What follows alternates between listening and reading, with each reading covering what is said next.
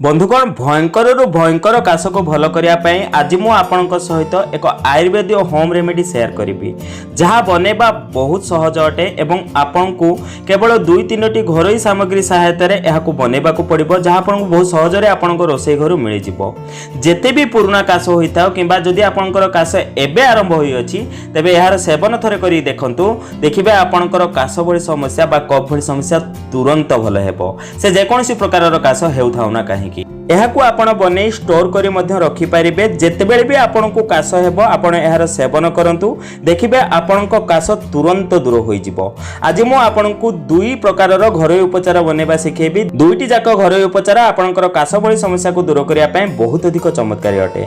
तेबे आसंतु जानिबा कफ बा काश भली समस्या दूर करिया पय आपण एहाकू केमिति बनेबे एवं एहार सेवन केमिति करिवे किंतु ता पूर्व मु आपण मानु कहि रखिबी जदि आपण माने जे हम चैनल को सब्सक्राइब करनाती तबे तळ थिबा सब्सक्राइब बटन ऊपर क्लिक हम चैनल को सब्सक्राइब करनियंतु एवं पाखा थिबा नोटिफिकेशन बेल ऊपर निहाती क्लिक करंतु एहा द्वारा हम जो नूतन वीडियो अपलोड करबो ता नोटिफिकेशन आपण माने प्रथम पाई परिबे एवं हम चैनल माध्यम बहु किछि सिखडे जिसे आपण माने सिखिबा को पाइबे।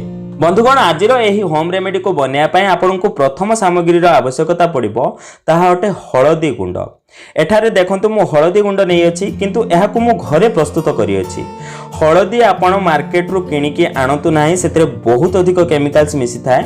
आपण खंड हळदी मार्केट रु किनिकी नै आसंतु एवं ताहाकु गुंड करी एही परि हळदी गुंड प्रस्तुत करंतु। हळदी एंटीबैक्टेरियल एंटी फंगल एवं एंटी इन्फ्लेमेटरी गुण रे भरपूर अटे जहाँ आपणकर काश भली समस्या दूर करिया पय बहुत अधिक चमत्कारी अटे। सर्वदा चेष्टा करंतु ओरिजिनल हळदी गुंड व्यवहार करिया पय।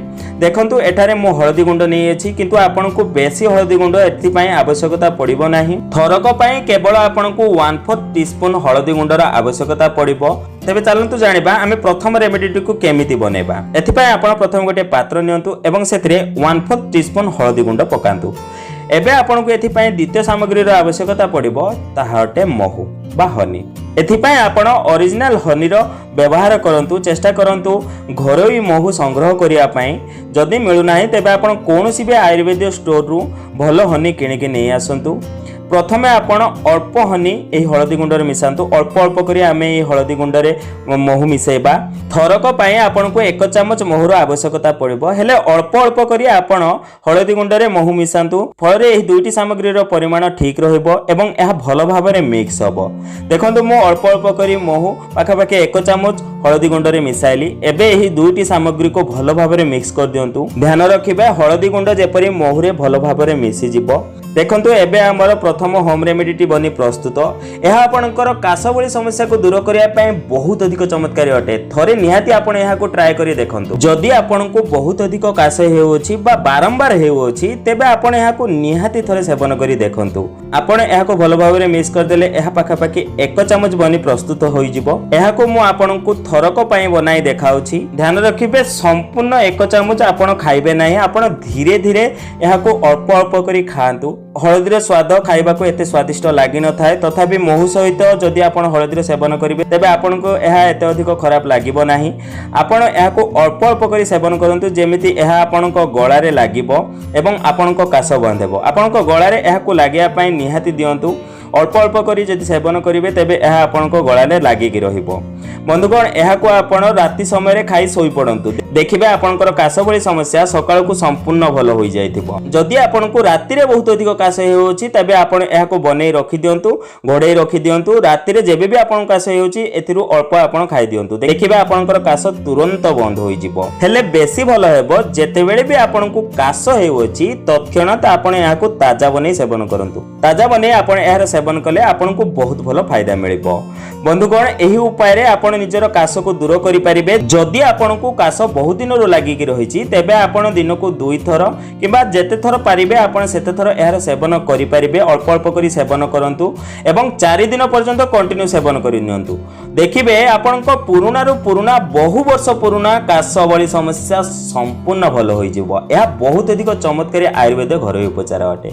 एबे चलंतु जानिबा द्वितीय घरोई उपचारटी विषय। एथि पय केवल आपण को गोलमरीचर आवश्यकता पड़िबो गोलमरीच जहाँ आपनको रोषेई घर बहुत सहजरे आपनको मिल जिवो केवल 2टी गोलमरीच जेतेबेले भी आपनको काश होउची केवल 2टी गोलमरीच आपण चोबे धीरे धीरे ताहार रस को गळारे लागिबाकू दियंतु बेले बेले कासी कासी आम गळा छेली होई जाए एवं बारंबार हमकु सेति पई काश होइताय आपण 2टी गोलमरीच केवल चोबे की ताहार रस को ढोकंतु एवं तंत्रे लागि रहिबाकू दियंतु धीरे धीरे खांतु धीरे धीरे चोबांतु देखिबे आपनकर काश भली समस्या तुरंत बंद होई जिवो जेतेबेले भी आपनको राति काश होउची 2टी केवल गोलमरीच आपण चोबे ताहार रस को ढोकंतु देखिबे आपनकर काश तुरंत दूर हो तेबे बंधुगण काश भली समस्या को दूर करने आज मुझे आपंक 2टी होम रेमेडी शेयर कली आशा करुँच आपड़ यही होम रेमेडी सेवन करी आपंकर काश भली समस्या को दूर करेंगे जदि आज भिडियोटी आपको टिके भल लगे तेज भिडियोटी गोटे लाइक दिंतु और एमती प्रकार भिडियो देखापी आम चैनल को सब्सक्राइब करूँ तेबे बंधुगण आज पुणी देखा